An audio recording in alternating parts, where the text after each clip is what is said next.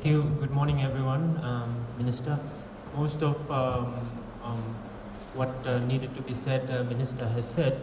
I just want to also reiterate that we have the Business Assistance Fiji program, which provides soft loan. At the moment, the number of forms that have been distributed is well over 1,000. But the applications received has been very slow in coming, so there's still time.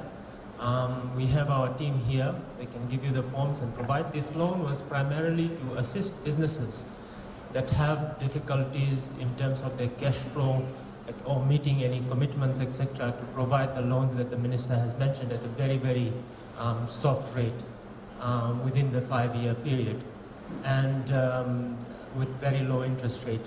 So this program is all the information is with us. If you have any queries, please let us know. Minister did mention that Dr. Fong was supposed to be here and talk more about the framework as far as opening the businesses safely.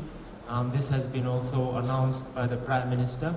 So there is a 3-phase framework that is in place for businesses, and we have consulted widely with all the stakeholders, including the tourism stakeholders, to ensure that there is ownership with regards to this framework.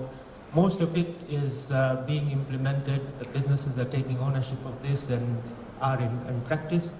What needs to be done is when we do open up to countries and visitors coming in, and needs to be sort of more partnership approach taken in order to implement some of the things that would be required in order to get the visitors through. So those would be the two things. And of course, if you have any questions with regards to the framework, which is based on 3 phases, it looks based on risk to ensure that whilst we do open up our economy, we do it very safely.